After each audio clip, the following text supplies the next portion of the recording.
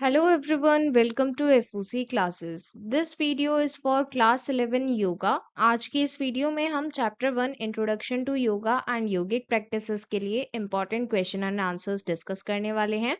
इससे पहले आपको एक्सप्लेनेशन वीडियोस ऑलरेडी प्रोवाइड की गई हैं जो आपको होम टैब पर भी मिल जाएंगी एंड उसका लिंक डिस्क्रिप्शन में भी गिवन है। So now let us start the video. आपके एग्जाम में दो टाइप के क्वेश्चन होंगे, objective questions and subjective questions. Objective questions 1 mark के क्वेश्चंस होंगे जहां पर आपसे fill in the blank, MCQ, true false, one word, इस टाइप के क्वेश्चन आंसर्स पूछे जाएंगे। Dash is the union of mind, body and spirit, it is known as yoga. Then, according to yogic lore, Dash is seen as the first yogi or Adi yogi and the first guru or Adi guru. Shiva, the correct answer is Shiva. Shiva को आदि योगी मतलब पहले योगी और पहले गुरु माना जाता है। Then, on the banks of Lake Kanti Sarovar in the Himalayas, Adi yogi poured his profound knowledge into the legendary Dash. कांति सरोवर पर जो आदि योगी थे मीन्स शिव, उन्होंने अपनी नॉलेज किसको प्रोवाइड की? लेजेंडरी सप्तऋषि को। Saptarishi means 7 sages. A number of seals and fossil remains of Dash civilization with yogic motifs and figures performing yoga sadhana suggest the presence of yoga in ancient India. हमें कैसे पता चलता है कि yoga ancient India में present थी? उसके लिए हमें सील्स एंड फॉसिल रिमेन्स मिले हैं। कौन से सिविलाइजेशन के? इंडस वैली सिविलाइजेशन के। Then the seals and idols of mother goddess are suggestive of dash yoga. जो मदर गॉडेस के सील्स और आइडल्स मिले हैं वो सजेस्ट करते हैं कि ये तंत्र योगा के हैं। So the correct answer is tantra. Ancient Indian science of medicine is known as dash. Indian science of medicine को आयुर्वेदा कहते हैं। Which definition of yoga was given by Patanjali? योग चित्त वृत्ति निरोध, योग है कर्मासु कौशलम, C all of the above, D none of the above. इसमें से कौन सी डेफिनेशन पतंजलि ने दी है? सो यहाँ पर करेक्ट ऑप्शन है ए। देन जो बी ऑप्शन है ये डेफिनेशन श्री कृष्ण ने भगवत गीता में दी है, सो ये करेक्ट ऑप्शन नहीं है। सो यहाँ पर करेक्ट ऑप्शन है ए। एंड यस, जब भी आपको एमसीक्यू टाइप के क्वेश्चन गिवन होंगे तो उसका आंसर आपको कैसे लिखना है? जो करेक्ट ऑप्शन नंबर है और ऑप्शन है दोनों ही चीजें मेंशन करनी है। Okay, next question 8, internal lock which is used during yoga, this is called bandh. Which organ gets benefited by yoga? Heart, brain, backbone, इन सभी ऑर्गन्स को बेनिफिट मिलता है योगा प्रैक्टिस करने से। So the correct answer is D all of the above. जब आपको MCQ questions given हो तो सारे ऑप्शंस पढ़ें, क्योंकि अगर आप सिर्फ पहले ऑप्शन को पढ़कर टिक कर देंगे हो सकता है कि वहां पर D all of the above correct हो, इसलिए सारे ऑप्शंस ध्यान से पढ़ें। 7 energy centers of body, the correct answer is chakra. Name the 3 dosh, Vat, Pitta, Kapha. Group of words chanted for creating positive environment. Positive environment create करने के लिए जो उच्चारण करते हैं उन्हें कहते हैं मंत्र। The subtle energy created in body by discipline of chastity, this is called ojas. The original universal syllable as per Vedic beliefs, Om. Indian sage who compiled all Yoga Sutra. योग सूत्र को एक बुक में कंपाइल किया है एक ऋषि ने, उनका नेम क्या है? Patanjali. Tools which are used for assisting yogis in doing yoga practice. जब हम योगा प्रैक्टिस करते हैं तो जो टूल्स हम यूज कर रहे हैं योगा के लिए वो क्या होते हैं? Props. Then Dash Yoga is a type of Ashtang Yoga which has more focus on fitness. अष्टांग योगा का ही एक टाइप होता है पावर योगा जिसका ज्यादा फोकस होता है फिटनेस पर। A triangular shaped bone situated at the base of spine, इसे सैक्रम कहते हैं। Spiritual discipline for getting सिद्धि, सिद्धि के लिए साधना करते हैं। Then a purification process in हठ योग, इसे शोधन कहते हैं। ये प्योरिफिकेशन प्रोसेस है। डिसाइपल ऑफ योगा मीन्स जो योगा प्रैक्टिस करते हैं, योगा को फॉलो करते हैं, उन्हें क्या कहते हैं? योगी और योगिनी। मेल को योगी कहेंगे, फीमेल को योगिनी कहेंगे। Then dash means ultimate freedom, kaivalya means ultimate freedom. Then yoga is only confined to asanas and pranayama, true और फॉल्स? सो योगा सिर्फ आसन और प्राणायाम तक लिमिटेड नहीं होती है, और भी एस्पेक्ट्स होते हैं योगा के। So the answer is false. The text which contains hymns, philosophy and guidance for life. ऐसा टेक्स्ट जिसमें hymns present हैं वो है वेद. Then dash is considered to be the mother of all languages. Sanskrit language को सभी languages की mother माना जाता है. Then dash are the essence of the Vedas. Vedas का एसेंस माने जाते हैं उपनिषद्स. योग सूत्र बुक हैज डैश सूत्र. योग सूत्र बुक में कितने सूत्र गिवन है? सूत्र मतलब जो योगा के फॉर्मूला है जो उस बुक में लिखे हुए हैं वो है 196. Then modern yoga is also called dash yoga और फिजिकल योगा. मॉडर्न योगा को हम हठ योग भी कहते हैं. Then name two great personalities of yoga. The correct answer is Swami Shivananda and Shri Yogendra. One more thing, आगे प्रोसीड करने से पहले यहाँ पर हो सकता है कुछ स्टूडेंट्स को ये कंफ्यूजन हो कि ये सभी क्वेश्चंस कहाँ से बनाए गए हैं. सो मैंने आपको पहले ही बताया हुआ है सिलेबस वीडियो में कि आपको सीबीएसई स्टडी मटेरियल को रेफर करना है. सो जितने भी सीबीएसई बोर्ड स्टूडेंट्स हैं सभी सिर्फ सीबीएसई स्टडी मटेरियल को रेफर करेंगे, ठीक है.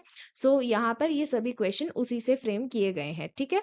सो आपको चैप्टर पढ़ने के लिए भी उसी को रेफर करना है, एंड आपको क्वेश्चन आंसर्स यहाँ पर मैंने उसी से आपको बनाकर प्रोवाइड किए हैं.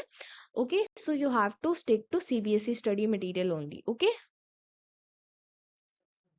Name two great personalities of yoga in modern times. Modern times मतलब आजकल के टाइम में कौन ज्यादा फेमस है योगा के लिए personalities? Shri Shri Ravishankar and Swami Ramdev.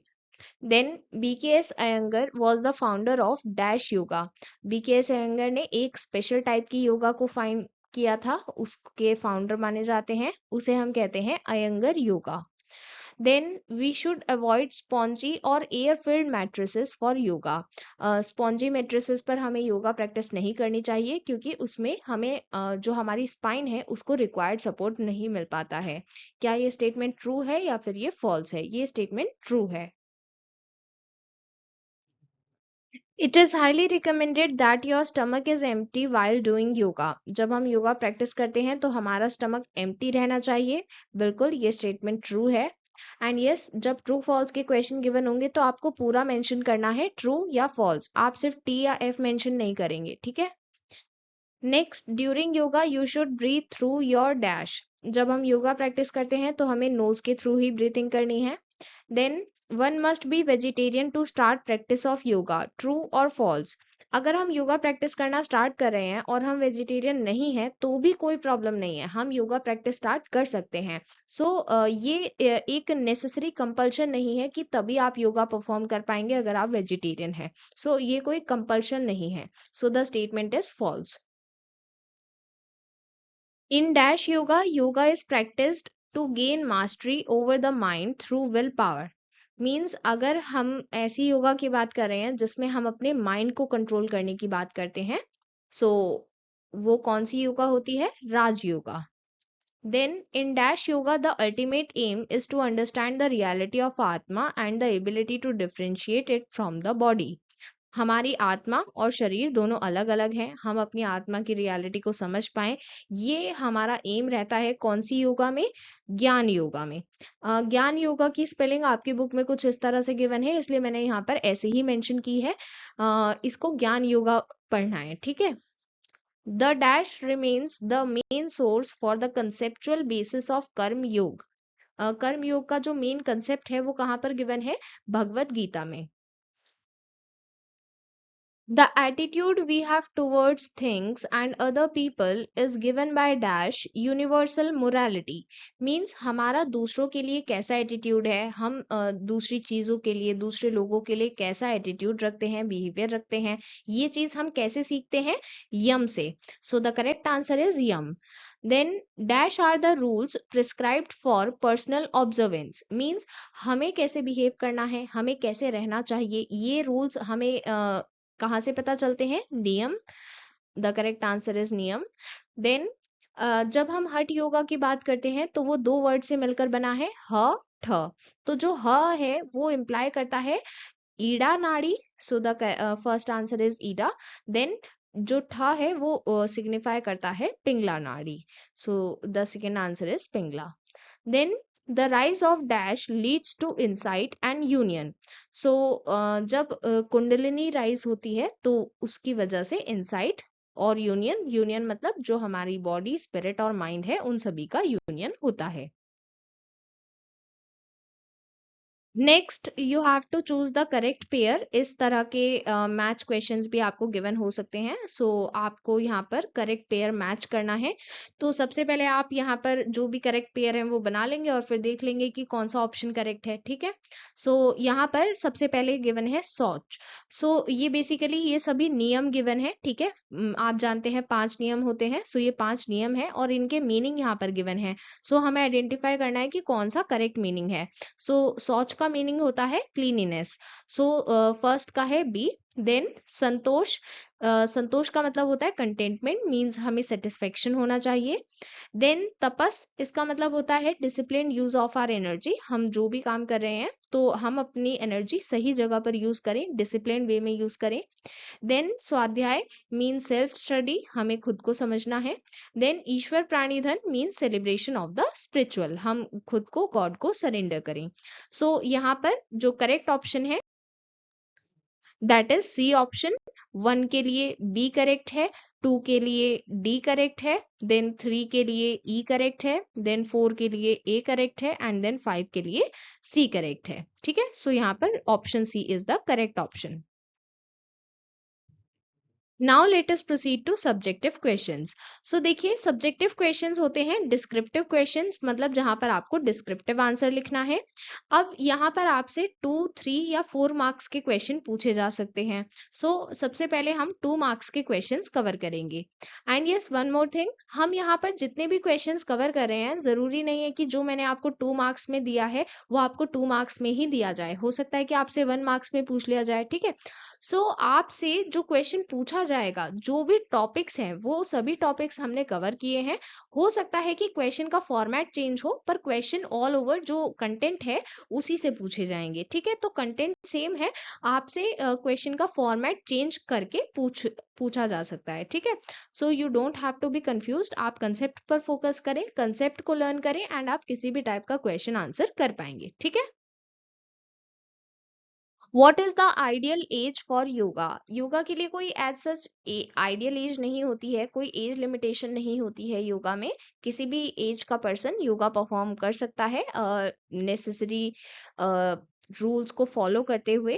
And कुछ स्पेसिफिक टाइप के योगा आसन होते हैं जो एज के साथ एसोसिएटेड होते हैं, उसमें ध्यान रखना है. पर वो सिर्फ कुछ स्पेसिफिक होते हैं.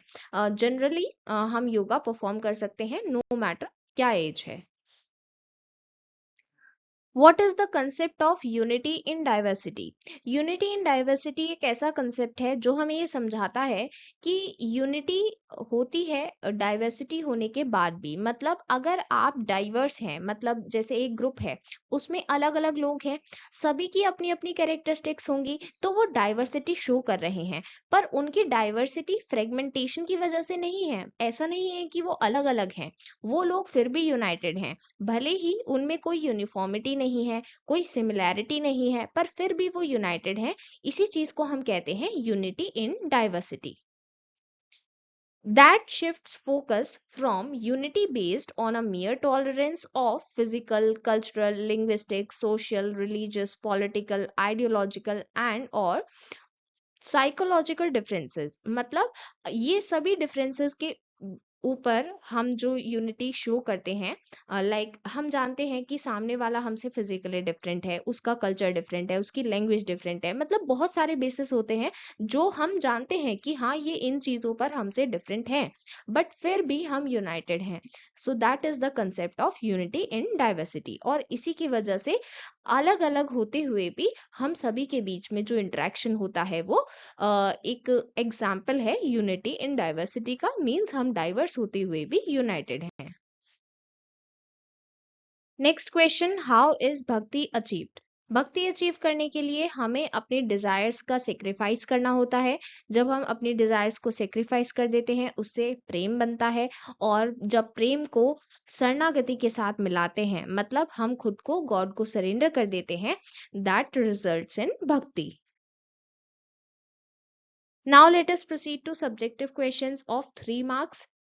सो देखिए, आपको जब भी क्वेश्चन मिलेगा तो आपको उसके मार्क्स के अकॉर्डिंग ही आंसर लिखना है। जितने मार्क्स का क्वेश्चन होगा उसी के अकॉर्डिंग आप कंटेंट लिखेंगे। 2 मार्क्स का क्वेश्चन है तो 30 to 50 वर्ड्स में लिखना है। 3 मार्क्स का है तो अप्रॉक्स 80 वर्ड्स में लिखना है, या फिर अगर पॉइंट्स में दे रहे हैं आंसर तो 3 या 4 पॉइंट्स में देना है। ठीक है। First question, due to contribution of Patanjali, evolution of yoga is divided into 3 periods. Patanjali का बहुत बड़ा contribution है योगा में, इस वजह से evolution of yoga को 3 periods में divide किया गया है, उन्हें describe करना है। So 3 periods हैं। सबसे पहला है pre Patanjali period before 500 BC। इसे वेद एरा भी कहते हैं क्योंकि यहाँ पर सभी वेद और उपनिषद लिखे गए थे। देन पतंजलि पीरियड आता है 500 BC से 800 AD तक, जहां पर पतंजलि ने सभी योग सूत्र को कंपाइल किया एक बुक में, जिसे हम कहते हैं योग सूत्र।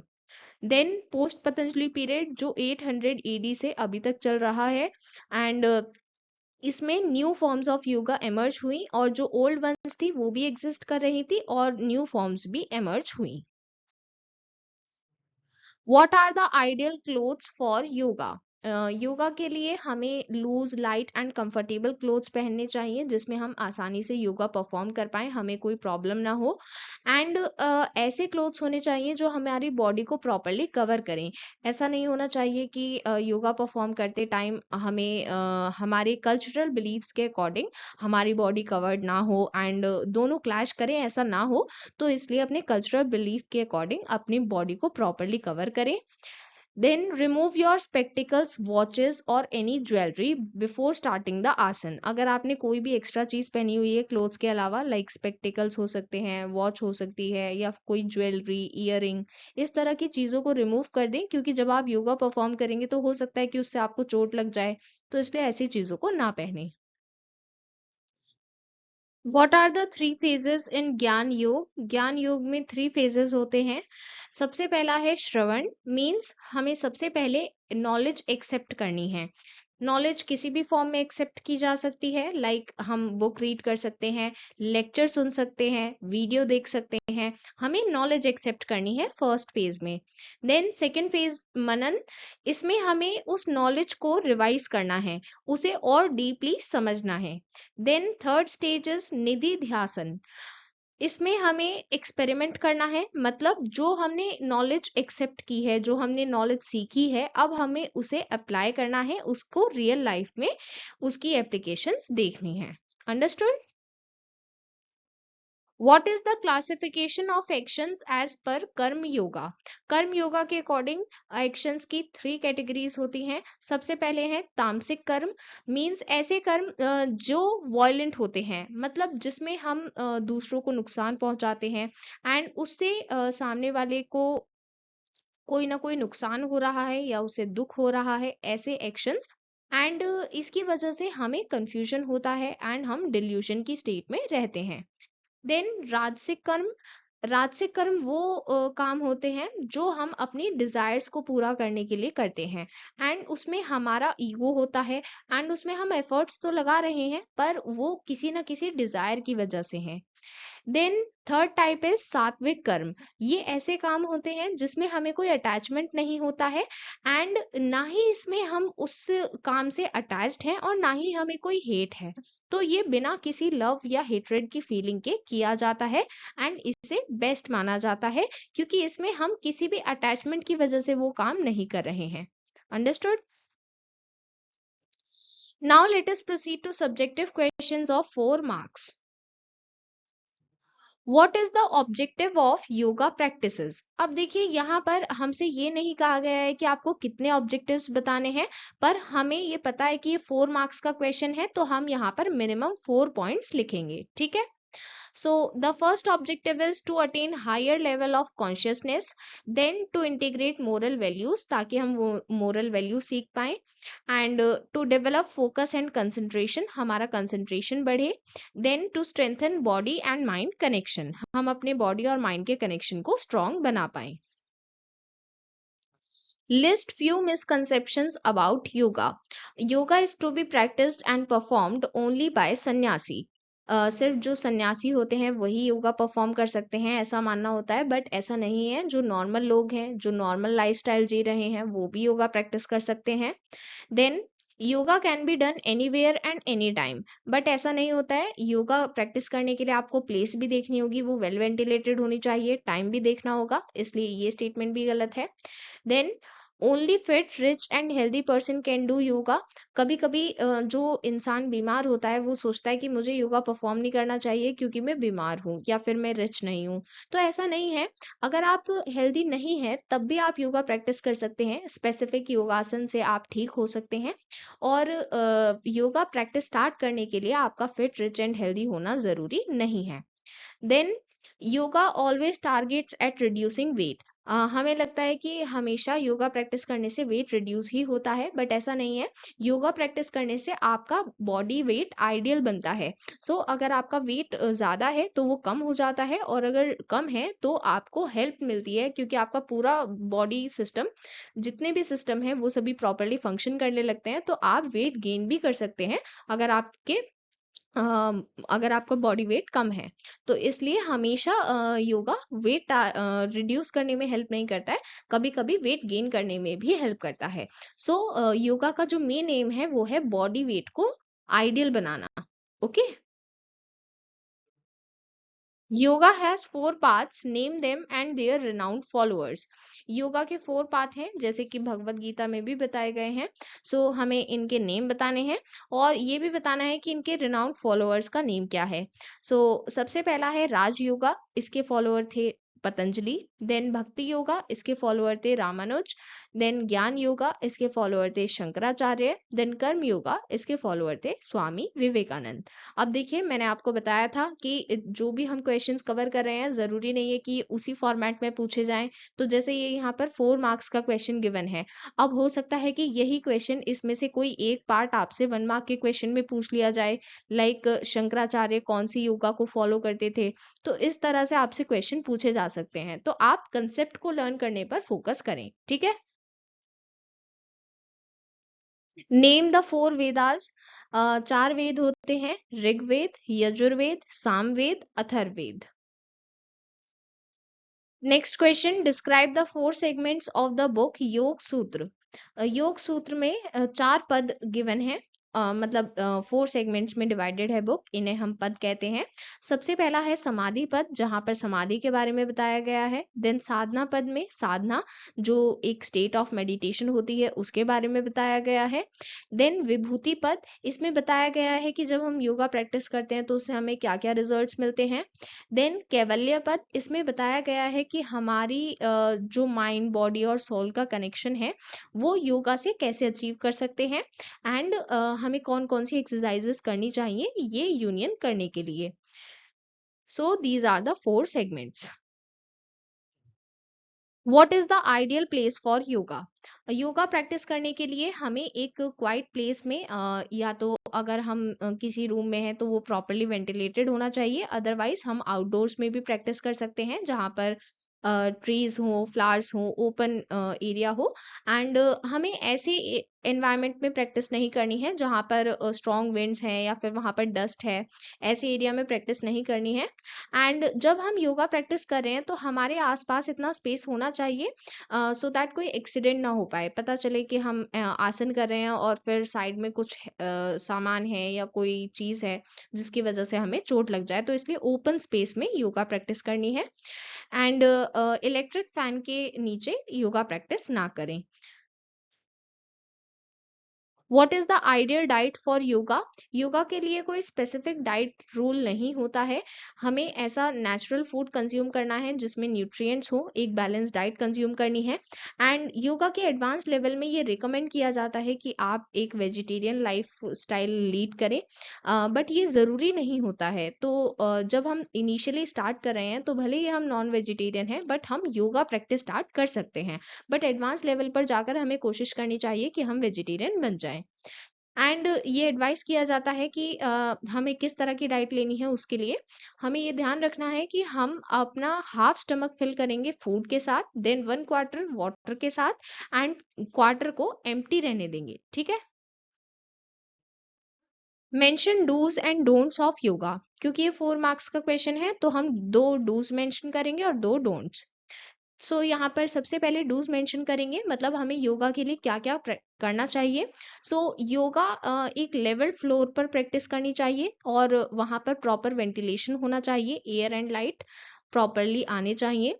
Then it is advisable that one should wake up and practise yoga in Brahma muhurta. सो आपको योगा ब्रह्म मुहूर्त में प्रैक्टिस करनी चाहिए। एंड यहाँ पर ऐसा भी पॉसिबल है कि ब्रह्म मुहूर्त में ना कर पाए तो अर्ली मॉर्निंग में प्रैक्टिस करनी चाहिए।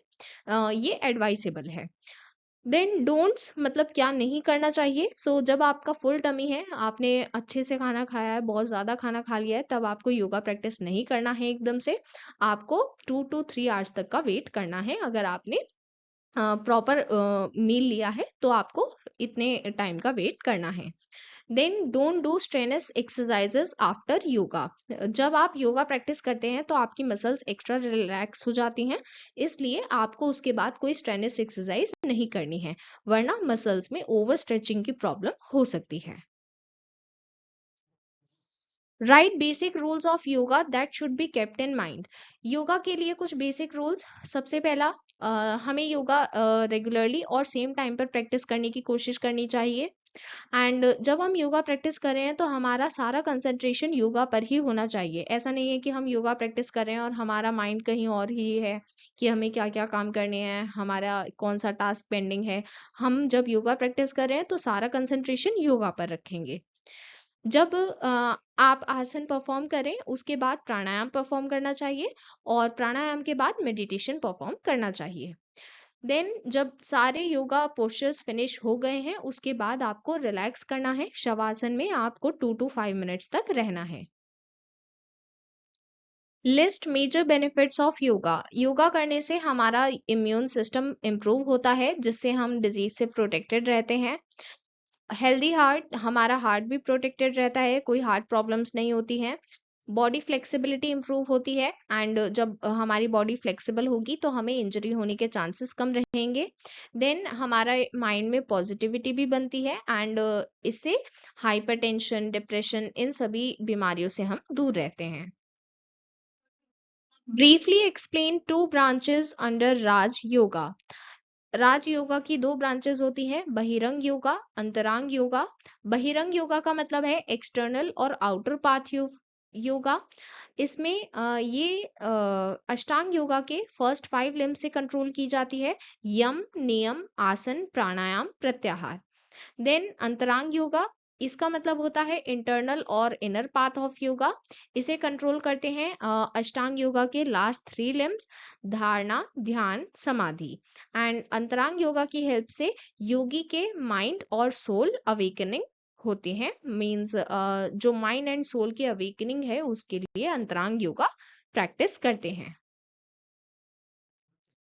Next question, list the 9 forms of भक्ति प्रोवाइडेड इन भगवत पुराण। जब हम भक्ति योगा के बारे में डिस्कशन करते हैं तो हम ये 9 फॉर्म्स पढ़ते हैं। First is Shravan, means listening, Shravan. Then Kirtan means praising. Smaran means remembering. Pad Sevana means rendering service. Then Archana means worshipping. Vandana means paying homage. Dasya means servitude, means servant जैसा attitude रखना चाहिए. Then Sakhya means friendship and Atmanivedan means complete surrender of self. ये 9 forms हैं भक्ति की जो भगवत पुराण में given है. Next question, briefly describe 8 limbs of अष्टांग योगा. सो क्योंकि 4 मार्क्स का क्वेश्चन है और यहाँ पर 8 लिम्स पूछे गए हैं, इसका मतलब हर एक पार्ट के लिए हाफ मार्क अलॉटेड है. ठीक है, सो इसलिए हम उसी के अकॉर्डिंग यहाँ पर बस शॉर्ट में मीनिंग एक्सप्लेन कर देंगे. सो अष्टांग योगा में 8 लिम्स होते हैं और इसलिए हम इसे अष्टांग योगा कहते हैं. जो अष्ट वर्ड है इसका मतलब होता है 8. सो फर्स्ट है यम, जिसका मतलब होता है यूनिवर्सल मोरालिटी. ये हमें ये समझाते हैं कि हमारा एटीट्यूड कैसा होना चाहिए दूसरे लोगों के लिए, दूसरी चीजों के लिए. देन नियम मीन्स ये हमारे खुद के लिए रूल्स होते हैं कि हमें अपनी लाइफ स्टाइल कैसी रखनी है. देन आसन, ये बॉडी पोस्चर्स होते हैं योगा में. देन प्राणायाम, ब्रीथिंग एक्सरसाइज होती है. देन प्रत्याहार means control of senses. Then dharana means concentration and cultivating inner perceptual awareness. ध्यान means devotion, means meditation करना है. Then samadhi means union with the divine. These are the 8 limbs of Ashtanga Yoga. Next question, briefly describe 5 यम. हम जानते हैं 5 यम होते हैं. यम हमें ये बताते हैं कि हमारा एटीट्यूड कैसा होना चाहिए दूसरे लोगों के लिए, दूसरी चीजों के लिए. तो सबसे पहला यम है अहिंसा, मीन्स नॉन वायलेंस. सो यहाँ पर नॉन वायलेंस सिर्फ इस चीज तक लिमिटेड नहीं होता है कि हमें किसी पर वायलेंस नहीं करना है. इसके अलावा और भी एस्पेक्ट्स होते हैं, जैसे हमें सभी के लिए काइंड रहना है, फ्रेंडली रहना है. अगर किसी को हमारी हेल्प की नीड है तो हमें हेल्प भी करनी है. ये सभी चीजें इसमें इंक्लूडेड होती हैं. देन सत्य मीन्स ट्रूथफुलनेस, हमें जो भी कहना है वो सच कहना है और हम जो कह रहे हैं वो दूसरों को कैसे अफेक्ट कर रहा है ये सोच कर कहना है. हो सकता है कि हमारे सच से किसी को नुकसान पहुंचे या किसी को हर्ट हो, तो ऐसे में हमें सच नहीं कहना है, हमें कुछ भी नहीं कहना है. Then asteya means non stealing. So इसका मतलब होता है कि जो चीज हमें बिलोंग नहीं करती वो चीज हमें नहीं लेनी चाहिए. तो अगर कोई भी चीज है, अगर वो हमें बिलोंग नहीं करती है, हो सकता है कि सामने वाले को नहीं पता है कि उसकी वो चीज वहां रह गई है, बट फिर भी क्योंकि वो चीज हमें बिलोंग नहीं करती इसलिए हम उसको नहीं ले सकते. देन ब्रह्मचर्य मीन सेंस कंट्रोल, हमें ऐसे रिलेशनशिप्स बनाने हैं जिससे हमारे हाईएस्ट ट्रुथ की अंडरस्टैंडिंग बढ़ सके. एंड हमें अपनी एनर्जी को राइट जगह पर यूज करना है, ना कि किसी को हार्म करने के लिए. Then aparigraha means non hoarding. So यहाँ पर ये बताया जाता है कि हमें सिर्फ वही लेना है जिसकी हमें रिक्वायरमेंट है. हमें सिर्फ अपनी नेसेसिटीज पूरी करनी है एंड डिजायर्स के पीछे नहीं भागना है, क्योंकि अगर डिजायर्स के पीछे भागेंगे तो फिर हम ग्रीडी बन जाएंगे और हो सकता है कि हम सिचुएशंस का फायदा उठाएं, जो नहीं करना है. क्योंकि अगर आप किसी सिचुएशन का फायदा उठा रहे हैं, आप ग्रीडी बन रहे हैं, तो हो सकता है कि आप किसी और के हिस्से का ले रहे हैं. तो इसलिए सिर्फ उतना ही चीजों को एक्सेप्ट करना है जितना आपको नेसेसरी है, आपको रिक्वायर्ड है. उसे इकट्ठा नहीं करना है. Understood? With this we have completed chapter 1 question answers. इसके बाद नेक्स्ट चैप्टर के भी क्वेश्चन आंसर्स आएंगे एंड कंप्लीट शेड्यूल आपको पोस्ट ऐप पर मिल जाएगा. उसमें मैंने आपको बताया है कौन से दिन कौन सी वीडियो आने वाली है. Okay, so that was all for today. Will meet you soon in the next video. Till then, bye bye.